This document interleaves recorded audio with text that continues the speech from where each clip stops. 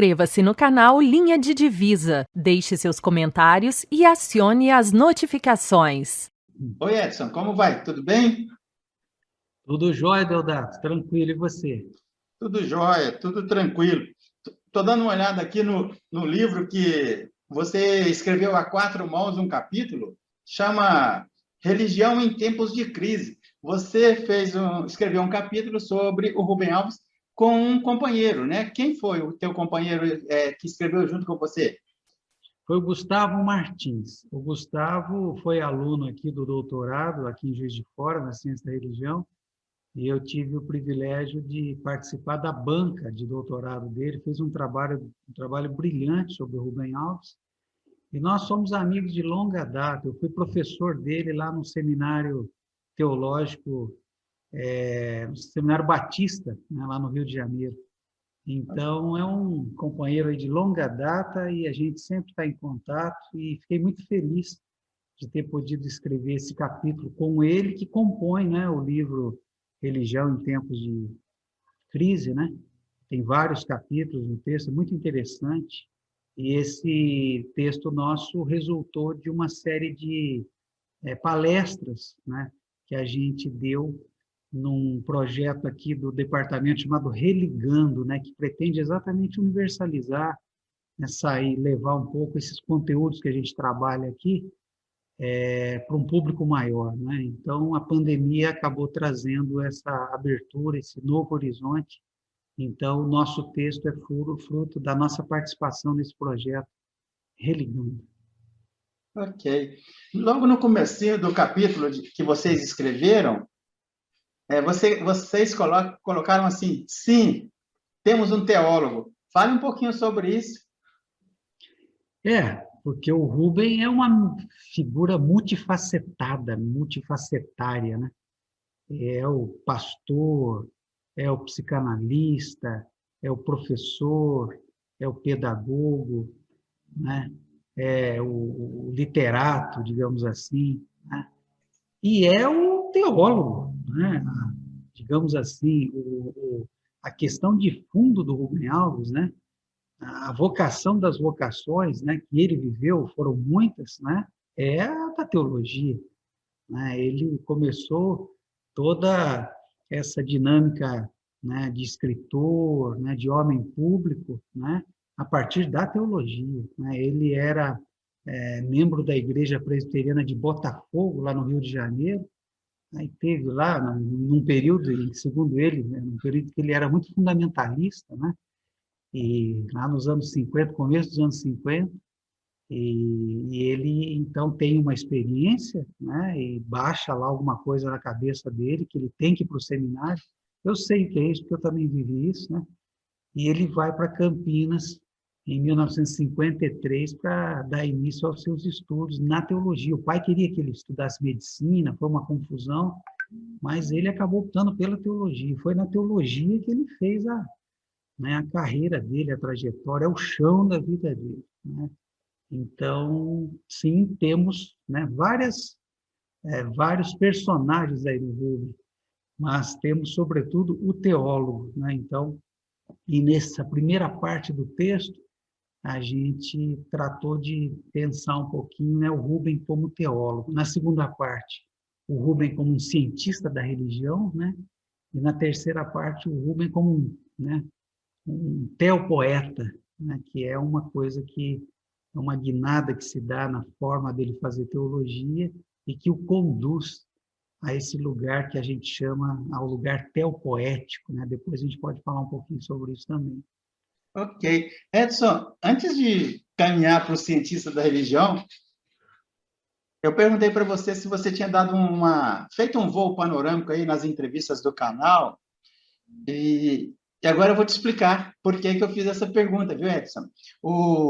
Eu tenho N formas de fazer a prospecção das pessoas, dos pesquisadores que eu vou bater papo, que eu vou entrevistar. Várias fontes, vários caminhos. E tem um que eu estou infiltrado lá, viu, Edson? Entre aspas aí, senão eles vão ficar bravos comigo. Eu estou infiltrado em um grupo de teologia da libertação de católicos.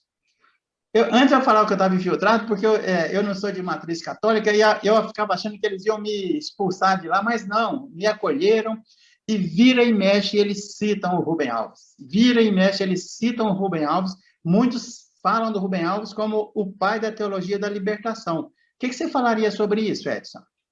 Esse é um dado histórico, né, já comprovado, né, a respeito do qual não há nenhuma dúvida. O Rubem Alves fez o doutorado dele nos Estados Unidos, né?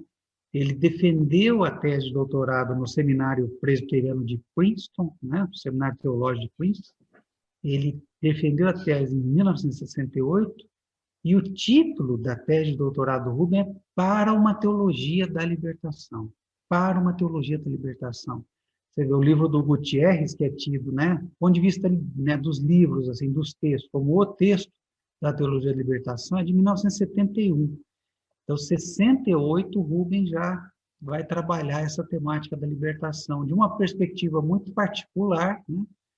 Mas é um trabalho belíssimo, né? São 6 capítulos, onde ele fala basicamente do que é a liberdade, né? Ele tenta construir uma linguagem teológica, né? Disso que ele chama da comunidade da fé, né? Que seja uma linguagem da libertação, né? Que seja do começo ao fim, né? Libertária, libertadora, né? E então esse trabalho é tido como, né, um dos fundamentos, né, teóricos, digamos assim, da teologia da libertação. A teologia da libertação não é só livro, não é só texto. Aliás, os textos são um momento segundo, inclusive, né? Mas você tem toda uma dinâmica comunitária, as comunidades de base, os movimentos, né? Você tem uma série de coisas, né?